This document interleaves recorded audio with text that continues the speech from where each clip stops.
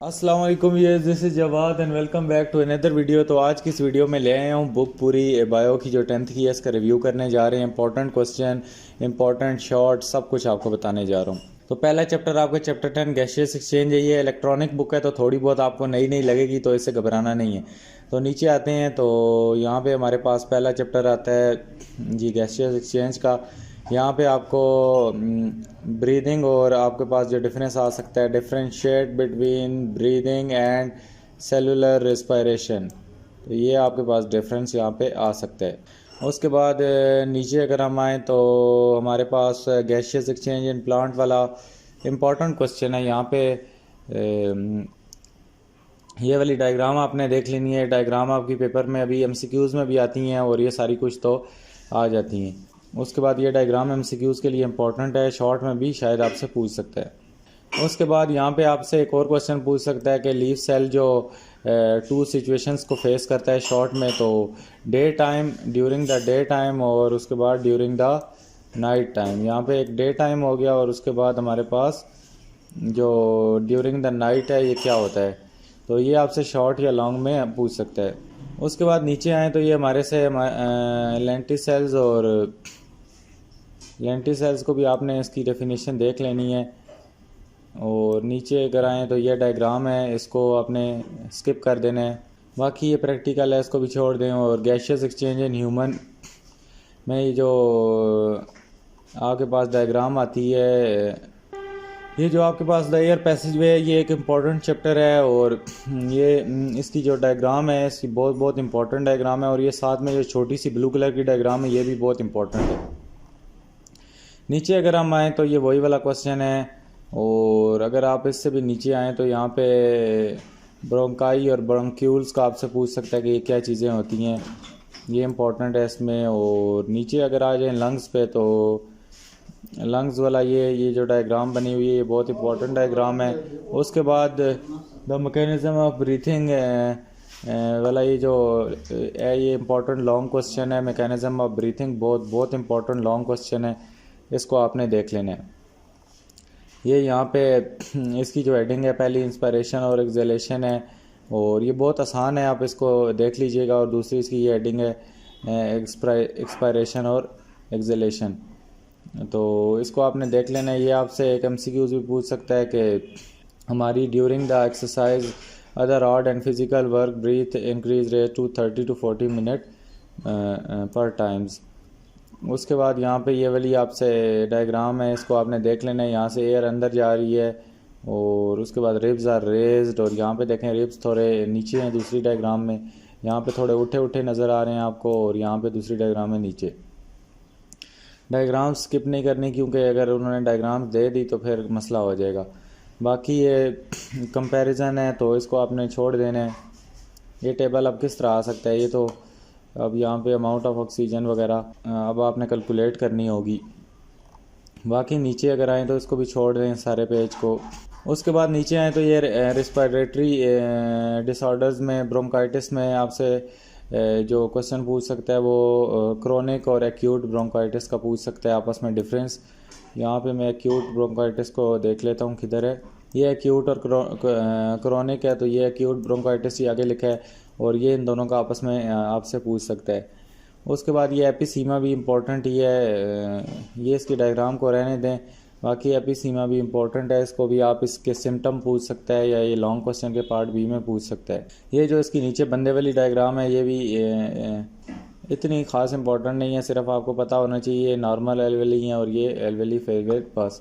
उसके बाद नमूनिया के भी आपसे कॉजेज़ वगैरह पूछ सकता है, तो उसको एक एक नज़र देख लीजिएगा। और नीचे आए अस्थमा है, अस्थमा की ये जो डायग्राम बनी हुई है, ये डायग्राम अगर देख के आपसे कोई इसमें से शॉर्ट क्वेश्चन पूछ सकता है। तो नीचे अगर हम आते हैं तो हमारे पास लंग कैंसर है, ये इंपॉर्टेंट है, इसको आपने देख लेना है। तो ये किस चीज़ से होती है, अनकंट्रोल्ड सेल डिवीजन से होती है। ये आपसे एमसीक्यूज़ में पूछ सकते हैं कि लंग कैंसर जो होता है वो किस तरह कॉज होता है, अनकंट्रोल्ड सेल डिवीजन से। उसके बाद the main cause of any cancer, ये स्मोक वगैरह आपने देख लेना है। ये डायग्राम नहीं इंपॉर्टेंट, इसको छोड़ दें। उसके बाद bad effect of smoking short question में पूछ सकता है, तो ये आपने देख लेना है। इससे एमसीक्यूज़ भी आपको बन के आ सकते हैं। और ये यहाँ पे निकोटीन वाला ये जो डब्बा बना हुआ है ये आपने देख लेना है। अभी ब्लू में है, इसको मैं कोई ग्रीन कलर दे देता हूँ। यहाँ पे ये निकोटीन वाला ये वाला सारा ग्रीन मैंने किया है, ये इंपॉर्टेंट है, इसको देख लेना है। नीचे अगर आएँ तो यहाँ पे स्मोकिंग में लीड टू, ये स्मोकिंग की सारी चीज़ें बनी हुई हैं, तो इसको भी आपने पढ़ लेना है। उसके बाद नीचे अगर हम आएँ तो ये नॉर्मल लंग्स और स्मोकर लंग्स की डायग्राम बनी हुई है, इसको एक नज़र देखना है तो देख लें। बाकी ये स्मोकिंग वाला इंपॉर्टेंट है, इससे आप ज़्यादा से ज़्यादा बैड इफ़ेक्ट ऑफ स्मोकिंग पूछ सकते हैं आपसे। और उसके बाद ये टर्म्स टू नो, ये सारी टर्म्स यहाँ पे आपको नज़र आएंगी। और उसके बाद नीचे अगर आएँ तो आगे चैप्टर नंबर 2 पे चलते हैं, होम्योस्टैटिस पे। 1 मिनट, चैप्टर नंबर इसके MCQs देखते हैं, इधर तो नहीं दिए हुए। यहाँ पे चैप्टर नंबर 2 होम्योस्टैटिस आ गया। होम्योस्टैटिस में सबसे पहले आपसे किसका डिफरेंस पूछ सकता है जी, ऑस्मो रेगुलेशन और थर्मो रेगुलेशन का आपसे डिफरेंस पूछ सकता है। और उसके बाद होम्योस्टैटिस इन प्लांट्स आ जाता है, ये भी आपने इसको देख लेना है। होम्योस्टैटिस इन प्लांट एक इम्पॉर्टेंट टॉपिक है, इसको आपने देख लेना है। और नीचे यही है इसकी headings, removal of extra water. और ये यहाँ पे एक शॉर्ट क्वेश्चन आपसे बनता है गटेशन का, तो ये गटेशन का शॉर्ट क्वेश्चन पूछ सकता है। तो ये क्या है, the appearance of drops on the edge of leaves is called guttation. ये आप नीचे डायग्राम में भी देख सकते हैं। तो इस गटेशन को लाजमी, ये जो चीज़ें हाईलाइट कर रहा हूँ ये इंपॉर्टेंट है, बाकी जिन्होंने ज़्यादा एक्स्ट्रा इंपॉर्टेंट करना है वो जितना जितना बता रहा हूँ करते जाओ। बाकी रिमूवल ऑफ मेटाबॉलिक वेस्टेज वगैरह को देख लेना है आपने। उसके बाद अगर नीचे आएँ तो ये डायग्राम्स हैं, इनको स्किप कर दें। और यहाँ पे ऑस्मोटिक एडजस्टमेंट इन प्लांट जो है इसको भी पढ़ लेना है, हाइड्रोफाइट और ज़ीरोफाइट की, ये इंपॉर्टेंट है। उसके बाद नीचे अगर हम आएँ तो यहाँ पे हेलोफाइट्स है, ये ज़ीरोफाइट्स, हाइड्रोफाइट्स और हेलोफाइट्स, ये लॉन्ग क्वेश्चन बनता है। उसके बाद ये आप देख सकते हैं हाइड्रोफाइट्स ये होते हैं, इनको आप समझ के अपने पास से भी लिख सकते हैं। उसके बाद होम्योस्टैटिस ह्यूमन में ये स्किन, किडनी वगैरह सारा इंपॉर्टेंट है। स्किन में क्या है, बिल्कुल सेम सी चीज़ है कि इसकी लेयर्स होती हैं, ये पसीना शसीना निकालती है, ये आपने देख लेना है बस इसको। यहाँ पे दोबारा 1 मिनट इसको कर लेता हूँ। यहाँ पे नीचे इस डायग्राम को छोड़ दें और ये इस डायग्राम को भी छोड़ दें। यहाँ पे हमारे पास जो नीचे मेन इंपॉर्टेंट चीज़ आती है, जो लॉन्ग में भी आ सकती है, शॉर्ट में भी, the urinary system of humans आ सकता है जी। तो यहाँ पे इसमें यूरिनरी सिस्टम में अब ये चीज़ जो आ सकती है, डायग्राम इसकी आ सकती है। और ये शॉर्ट क्वेश्चन, जो लॉन्ग क्वेश्चन है, ये structure of kidney long question इस चैप्टर में से, पूरे चैप्टर में से इंपॉर्टेंट, जो सबसे इंपॉर्टेंट है, स्ट्रक्चर ऑफ किडनी है। और ये से कोई MCQ भी बन सकते हैं, 5 सेंटीमीटर वाइड और 10 सेंटीमीटर लॉन्ग से। बाकी ये स्ट्रक्चर ऑफ सारा किडनी है, इसकी डायग्राम बहुत बहुत बहुत इंपॉर्टेंट है। एनाटॉमी ऑफ किडनी की डायग्राम आपने स्किप नहीं करनी। उसके बाद जो मज़ीद एक लॉन्ग क्वेश्चन है, नेफ्रॉन। नेफ्रॉन का तो मैं आपको क्या बताऊँ, ये बहुत बहुत इंपॉर्टेंट लॉन्ग क्वेश्चन है। अगर आप इसकी डायग्राम समझ जाएंगे तो आप इसको कर लेंगे। नेफ्रॉन या किडनी बहुत इंपॉर्टेंट लॉन्ग क्वेश्चन है। बाकी ये नेफ्रॉन की डायग्राम है, ये साथ आपने बनानी है। रीनल पैरामिड, रीनल कॉर्पसल और उसके बाद ग्लोमेरुलस, बाउमैन कैप्सूल, बहुत बहुत इंपॉर्टेंट है ये। आगे फंक्शनिंग ऑफ किडनी पे आएँ तो ये भी इंपॉर्टेंट है, इसको भी आपने नहीं छोड़ना। आपने structure of kidney, function of kidney और नेफ्रॉन, ये बहुत इंपॉर्टेंट है। यहाँ पे इसकी 3 हेडिंग है। पहली हेडिंग आपने प्रेशर फिल्ट्रेशन की देनी है, दूसरी आपने सेलेक्टिव रीअब्जॉर्प्शन की हेडिंग दे के नीचे सारा कुछ लिखना है, और तीसरी ट्यूबुलर सिक्रीशन की। और उसके बाद ये नीचे 3 बॉक्सेस बने हैं, इनसे MCQs बन सकते हैं। बाकी ये एक और डायग्राम है, इसको भी देख लें, इंपॉर्टेंट है। आगे हम आए तो ऑस्मो रेगुलेशन और थर्मो रेगुलेशन के दरमियान में एक डिफरेंस इसका आ सकता है शॉर्ट क्वेश्चन में। तो ऑस्मो रेगुलेशन ये है। उसके बाद हाइपोटोनिक और हाइपरटोनिक के दरमियान में डिफरेंस आ सकता है।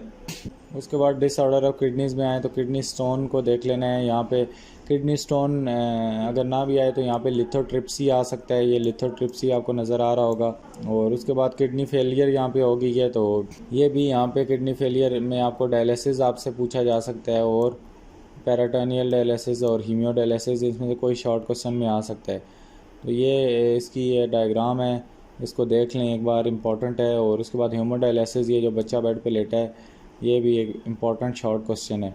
उसके बाद किडनी ट्रांसप्लांट जो आता है, कि ये भी इसका भी पार्ट है, ये भी इम्पॉर्टेंट शॉर्ट क्वेश्चन है, ये लॉन्ग क्वेश्चन के पार्ट भी में है।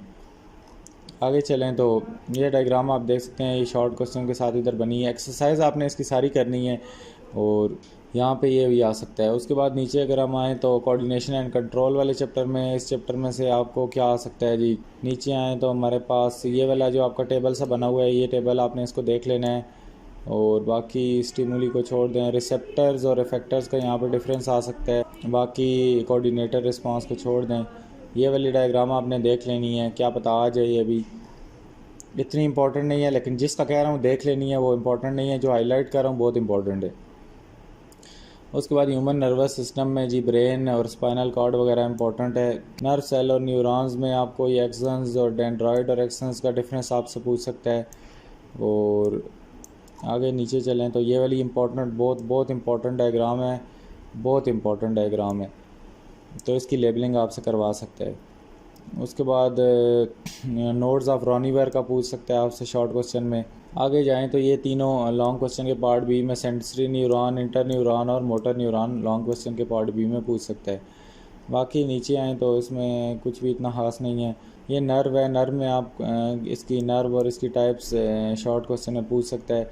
उसके बाद ये सेंट्रल नर्वस सिस्टम बहुत बहुत इंपॉर्टेंट है, इसको लॉन्ग क्वेश्चन बहुत बहुत बहुत इंपॉर्टेंट लॉन्ग क्वेश्चन है सेंट्रल नर्वस सिस्टम। उसके बाद ये ब्रेन है और division of brain, thalamus, hypothalamus और सेरिब्रम, बहुत इंपॉर्टेंट क्वेश्चन है। और अगर ये लॉन्ग में नहीं आता तो शॉर्ट क्वेश्चन में ये ऑल्फैक्टरी बल्ब्स का पूछ सकता है। और बाकी ये जो नीचे रेड कलर में, आपकी बुक में तो रेड नहीं होगी, येलो कलर में होगी, तो ये वाली डायग्राम, ये जो टेबल है शॉर्ट क्वेश्चन में आ सकता है अगर लॉन्ग में नहीं आता तो।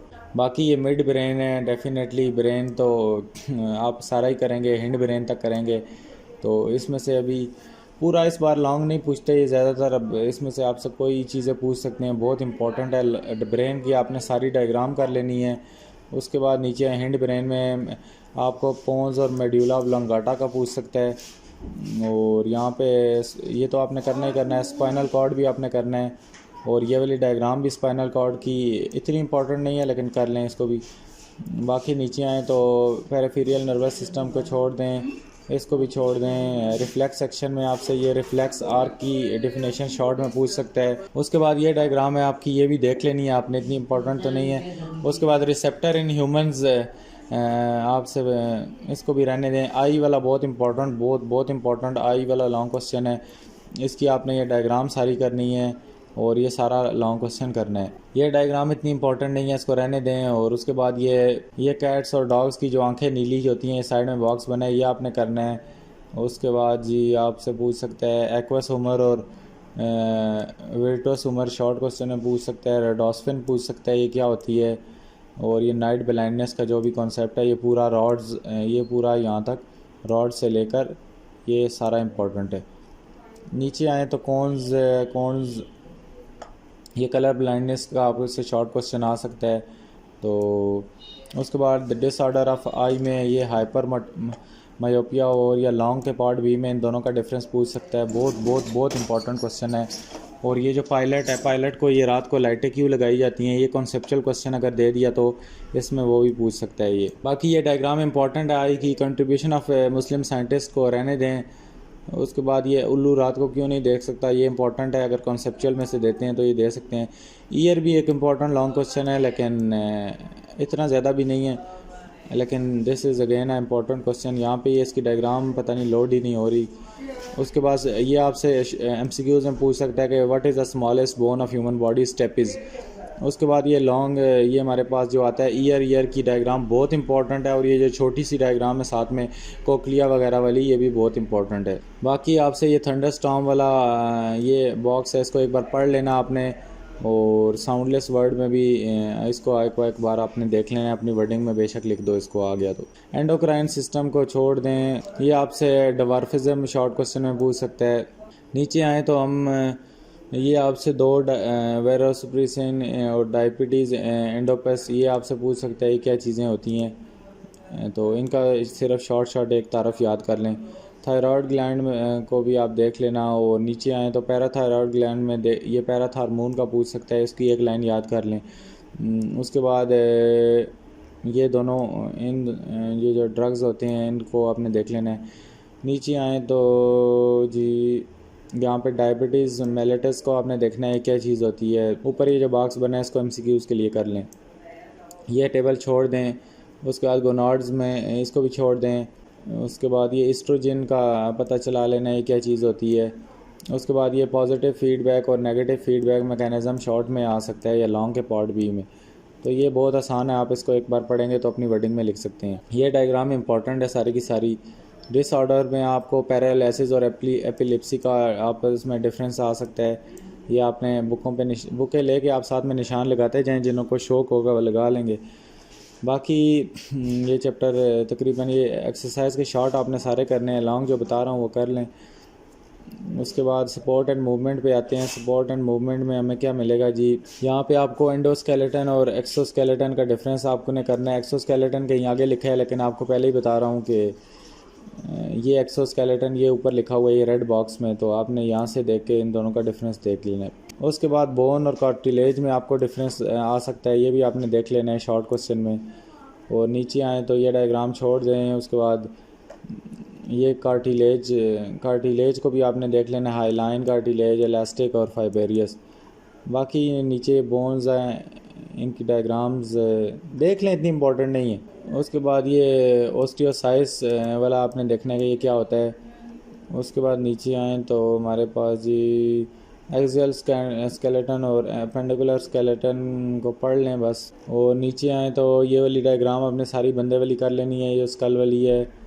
और टाइप्स ऑफ जॉइंट्स में जी मूवेबल जॉइंट्स और इमूवेबल जॉइंट्स का डिफरेंस आ सकता है। नीचे आए तो टेंडन्स और लिगामेंट भी एक इम्पॉर्टेंट ही है। अब इस तरह तो सारे इंपॉर्टेंट बन जाते हैं। फिर ये बाइसेप्स वाली डायग्राम कर लेनी है आपने। उसके बाद ओस्टोपीरियोसिस और इसका एक और साथ दोस्त था, इन दोनों का डिफरेंस आपस में आता है। ओस्टोपीरियोसिस और अर्थराइटिस का आपस में डिफरेंस आ सकता है। और नीचे आए तो ये चैप्टर भी ख़त्म हो गया। जल्दी से रिप्रोडक्शन पे आते हैं। रिप्रोडक्शन पे ए सेक्सुअल रिप्रोडक्शन और ये बाइनरी फिजन ये आ सकता है लॉन्ग में, इतना इम्पोर्टेंट नहीं है मेरे नज़र में, लेकिन आप कर लें करना है तो। बाकी ये डायग्राम बहुत बहुत बहुत इम्पोर्टेंट है। उसके बाद जी हमारे पास ये डायग्रामें भी देख लेनी है। और ये यहाँ पे मल्टीपल फिजन, ये शॉर्ट क्वेश्चन पूछा जा सकता है, ये पूरे का पूरा इम्पोर्टेंट है, मल्टी फिजन क्या होता है। उसके बाद नीचे आए फ्रेगमेंटेशन को छोड़ें, बडिंग पूछा जा सकता है आपसे कभी कभार शॉर्ट में, तो देख लेना इसको। उसके बाद स्पोर फॉर्मेशन। उसके बाद नीचे आए तो ये डायग्राम सारी चीज़ें छोड़ें इनको। और पैराथीनोजेनेसिस ये है। और इसके आगे एक आएगा डिफ्रेंशिएट बिटवीन पैराथीनोजेनेसिस एंड पैराथीनोक्रेपी। आपको आगे बताता हूँ पैराथीनोक्रेपी किधर है, तो इनको आपने छोड़ना है। ये बल्ब शल्ब्स ये चीज़ें जहर लगती हैं मुझे भी, और इतनी इम्पोर्टेंट भी नहीं है। उसके बाद ये एडवांटेजेस और डिसएडवांटेजेस ऑफ वेजिटेटिव प्रोपोगेशन बिल्कुल आसान है, एक बार इसको पढ़ के अपनी वर्डिंग में आप लिख सकते हैं। उसके बाद नीचे आए तो यहाँ पे पैराथीनोक्रेपी ऊपर कहीं गुजर तो नहीं गया, नहीं गुजरा, अभी बॉक्स में आएगा। यहाँ पे हम नीचे आए सेक्सुअल रिप्रोडक्शन इन प्लांट्स, इस सारे को छोड़ दें। ये वाला फ्लावर वाला ये डायग्राम कर लें, बाकी छोड़ दें सारा। उसके बाद जी नीचे आए यह डायग्राम भी छोड़ दें सारी। इसमें सेल्फ पॉलिनेशन और क्रॉस पॉलिनेशन का डिफरेंस आ सकता है। उसके बाद जी आगे आएँ तो यहाँ पे हमारे पास सीड कोट वगैरह भी इतना इम्पोर्टेंट नहीं। जर्मिनेशन ऑफ सीड एक इम्पॉर्टेंट टॉपिक है। और उसके बाद आए तो हमने पैराथीनोक्रेपी यहाँ पे एक बॉक्स में था, अब किधर गया पता नहीं। ब्लू कलर का बॉक्स आपकी बुक पे बना हुआ है, उसमें लिखा है। उसके बाद ये बहुत इम्पोर्टेंट है सेक्सुअल रिप्रोडक्शन इन एनिमल्स। इसमें ये जो ओजेनेसिस है ये लॉन्ग क्वेश्चन में आता है, और ये साथ में इसकी डायग्राम भी आती है छोटी सी। तो फर्टिलाइजेशन में एक्सटर्नल और इंटरनल का आपस में डिफरेंस आ सकता है, इतना इम्पोर्टेंट नहीं है, देख लेना इसको भी एक बार। उसके बाद रिप्रोडक्शन में male reproductive system long question के लिए बहुत बहुत इम्पोर्टेंट है, और इसकी डायग्राम भी एक्स्ट्रा ऑर्डनरी इम्पोर्टेंट है। और इससे ज़्यादा फीमेल रिप्रोडक्शन सिस्टम भी इम्पोर्टेंट है। करना है तो दोनों ही कर लो, दोनों में से कोई एक लॉन्ग लाजमी आएगा। ये इसकी सारी डायग्राम है। और बाकी इस चैप्टर में से एक मिनट में पहले पैराथीनोक्रेपी तो आपको ढूंढ के दूँ, ऊपर किधर गया। अब इस बुक में पता नहीं, ये ऑनलाइन ई बुक है तो इसमें शायद स्किप हो गया हो, या शायद अभी मेरे दिमाग पे स्ट्रेस है तो मिल ना रहा हो। बाकी कहाँ थे, हम वापस अपनी जगह पे आते हैं। तो ये आपके आगे पोल्यूशन वगैरह चीज़ें आ गई, तो ये आप अपने पास से सारी चीज़ें लिखते हैं, अनइम्पॉर्टेंट है सारी की सारी। उसके बाद एड्स है, एड्स में शॉर्ट क्वेश्चन आ सकता है, इसको एक बार पढ़ लीजिएगा। और उसके बाद ये नीचे सारा छोड़ दें, तो ये यहाँ पे ख़त्म हो गया। आई थिंक सो इधर से स्किप हो गया। वाटर पोल्यूशन वगैरह भी इसमें बहुत ज़्यादा चीज़ें थी, तो पता नहीं क्या चक्कर है। बाकी इनहेरिटेंस में आ जाते हैं। इनहेरिटेंस में आपने क्या काम करना है जी, क्रोमोसोम्स और जीन्स है, और ये वाली डायग्राम आपने देख लेनी है। स्टोन प्रोटीन ये इंपॉर्टेंट है, स्टोन। और उसके बाद वास्टन and Crick model of DNA, बहुत बहुत बहुत इंपॉर्टेंट लॉन्ग क्वेश्चन है। डीएनए रेप्लिकेशन बहुत बहुत इंपॉर्टेंट लॉन्ग क्वेश्चन है। और ये साथ में इसकी ये डायग्राम डबल हेलिक्स स्ट्रक्चर इसका बहुत इंपॉर्टेंट है। उसके बाद ये वाली भी डायग्राम इसकी बहुत इंपॉर्टेंट है। और नीचे आए तो अगर तो ये ट्रांसक्रिप्शन और ट्रांसलेशन के दरमियान में डिफरेंस बहुत बहुत इंपॉर्टेंट है। नीचे आए तो जी हमारे पास क्या बनता है, ये एल्बिनिज़म का क्या प्रोसेस है, ये इम्पोर्टेंट है। होमोजाइगस जीनोटाइप और हेटेरोजाइगस जीनोटाइप शॉर्ट क्वेश्चन के लिए आप देख सकते हैं। मेंडल लॉ ऑफ इनहेरिटेंस में ये बहुत इंपॉर्टेंट लॉन्ग के लिए टॉपिक है, बहुत हॉट टॉपिक है। तो इसमें आपने क्या काम करना है, ये सारे आसान है, बहुत आसान है, लेकिन इसमें मेंडल लॉ ऑफ सेग्रीगेशन और Mendel law of independent assortment तो आपने लॉन्ग के लिए कभी नहीं छोड़ने। इसकी ये सारी डायग्राम इंपॉर्टेंट है, सारा कुछ इंपॉर्टेंट है। ये वाली डायग्राम इसकी इंपॉर्टेंट है, और Mendel law of independent assortment बहुत बहुत इंपॉर्टेंट है। दोनों में से कोई भी लॉन्ग के लिए हॉट टॉपिक हैं, तो इनमें से आ सकता है। और जैसे कि आपको शुरू में बताया था वो इंस्पायरेशन और वो मैकेनिज़्म ऑफ ब्रीथिंग जिस तरह था, उसके बाद हमारे पास ब्रेन आ जाता है, ईयर आ जाता है, आई आ जाता है। इसी तरह ये भी मेंडल लॉ बहुत इंपॉर्टेंट है। और उसके बाद ये आपने देख लेना, वेरिएशन एंड एवोल्यूशन में कॉन्टीन्यूस डिसकॉन्टीन्यूस शॉर्ट क्वेश्चन में पूछ सकता है। उसके बाद छोड़ देना है सारे को। उसके बाद आगे आए तो ये चूहों वाला उन्होंने मॉडल पेपर में दिया था, इतना अनइम्पॉर्टेंट है। उसके बाद नीचे आए तो आर्टिफिशियल सिलेक्शन में आप भी देख सकते हैं, आपको पता होना चाहिए आर्टिफिशियल चीज़ें हम क्या करते हैं।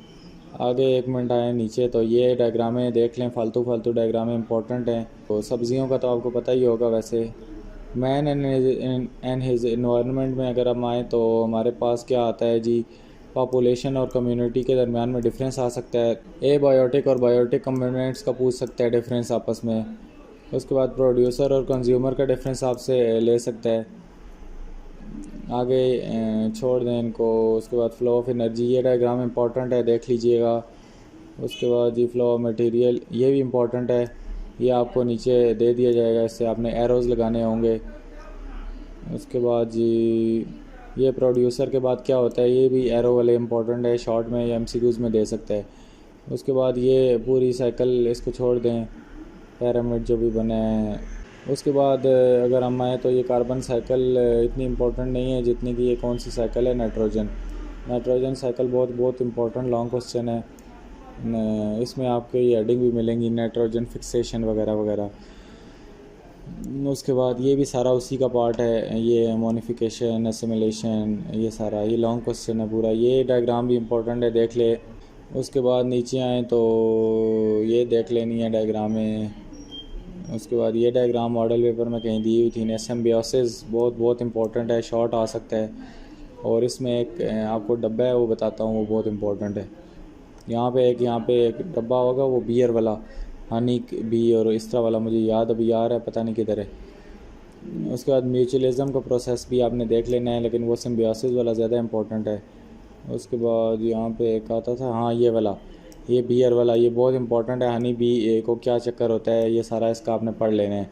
उसके बाद जी ग्लोबल वार्मिंग सारे बच्चों को पता है, केमिस्ट्री में पढ़ते रहे हो, अपनी वर्डिंग में केमिस्ट्री वाला लिख लो, फिज़िक्स वाला लिख लो, जो मर्ज़ी लिखो, सही है। ग्रीन हाउस इफेक्ट में ही आ जाए तो अपने अपने पास से इसमें बहुत ज़्यादा लिख सकते हो, इतना इंपॉर्टेंट नहीं है, शॉर्ट में ही पूछ सकते हैं। एसिड रेन भी पूछ सकते हैं, इसके इफ़ेक्ट्स पूछ सकते हैं। असल में ये केमिस्ट्री के टॉपिक हैं तो इतने ज़्यादा इंपॉर्टेंट उधर हैं, इधर मुश्किल ही हैं। लेकिन आ जाएँ तो बच्चा इसमें अपने पास से लिख सकते हैं, इतना तो यार कॉन्फिडेंस होना चाहिए आप में। डिफॉरेस्टेशन के बारे में आप लिख सकते हो कि क्यों डिफॉरेस्टेशन हो रही है, लोग क्यों काट रहे हैं। ओवर पॉपुलेशन के बारे में भी नहीं लिख सकते, तो फिर अल्लाह ही हाफिज़ हो गया आपका। आगे अर्बनाइजेशन, लोग शहरों की तरफ क्यों आ रहे हैं, तो ये इसके बारे में कौन नहीं बता सकता। जो आपके दिल में आ रहा है वो सही आ रहा है, बता दो। उसके बाद एयर पोल्यूशन बच्चों की खेल है, ये सारा इसको अगर आ भी जाए तो आप अपने पास से लिख सकते हो, इतना इंपॉर्टेंट चीज़ें ये नहीं है। वाटर पोल्यूशन भी बच्चों का खेल है।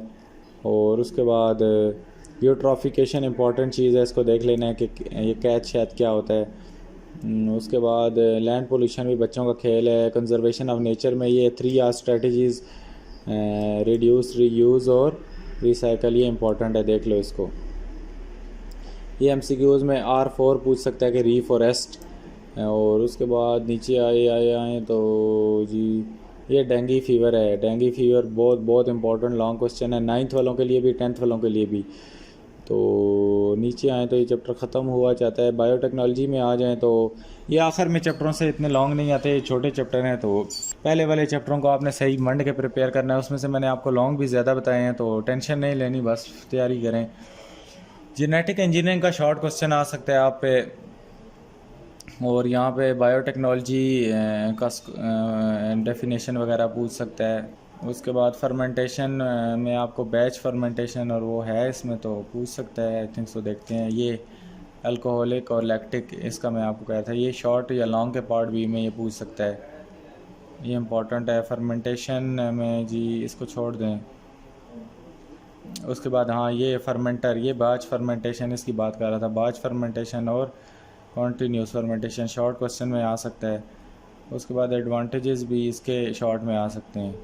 जेनेटिक इंजीनियरिंग बहुत इंपॉर्टेंट है, इसके ये ऑब्जेक्टिव शॉर्ट में ये पॉइंट्स आ सकते हैं। बाकी ये लॉन्ग में आ सकता है, basic step of genetic engineering ये लॉन्ग क्वेश्चन में आ सकता है। ये सारा लॉन्ग क्वेश्चन है ये नीचे, तो इसको भी आपने देख लेना है। और नीचे आए तो हम ये यहाँ तक ख़त्म होता है एक्सप्रेशन ऑफ जीन तक। Achievements of genetic engineering long के पार्ट बी में पूछ सकता है, इसको भी आपने देख लेना है। तो बाकी ये दवाइयाँ शवाइयाँ आप देखें। और नीचे आएँ तो ये डायग्राम बहुत बहुत बहुत इंपॉर्टेंट डायग्राम है, इसको नहीं छोड़ना आपने, क्योंकि अगर आपने ऊपर वाला वो लॉन्ग करना है तो ये आपको लाजमी पता चलेगी। कौन सी है प्रोडक्शन ऑफ इंसुलिन, ये बहुत इंपॉर्टेंट लॉन्ग क्वेश्चन है, प्रोडक्शन ऑफ इंसुलिन। और यहाँ पे सिंगल सेल प्रोटीन भी इंपॉर्टेंट लॉन्ग है, लेकिन इतना ख़ास ज़्यादा इंपॉर्टेंट नहीं है, ऊपर वाले ज़्यादा इंपॉर्टेंट है। तो नीचे आएँ तो फार्माकोलॉजी में आपको ड्रग्स में एडिक्टिव और वो ये फार्मास्यूटिकल ड्रग और एडिक्टिव ड्रग के दरमियान डिफरेंस आ सकता है। उसके बाद नीचे आए तो हमें क्या आ सकता है जी, सेडेटिव्स का पूछ सकता है, वैक्सीन्स का पूछ सकता है। और नीचे आए तो हमें सेडेटिव्स वही आपको बताया था, नार्कोटिक्स में मॉर्फिन और कोडाइन का पूछ सकता है क्या होती हैं।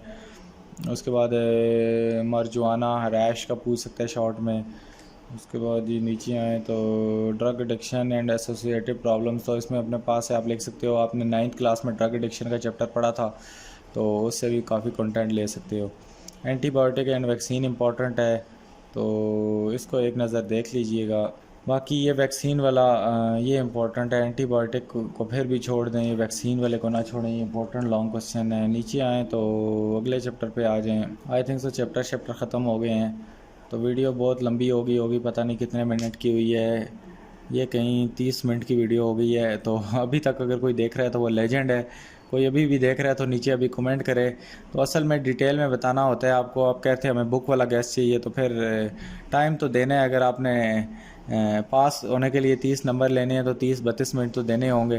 तो अगर अच्छे नंबर लेने हैं इंशाल्लाह पेपर यहाँ से ही आएगा।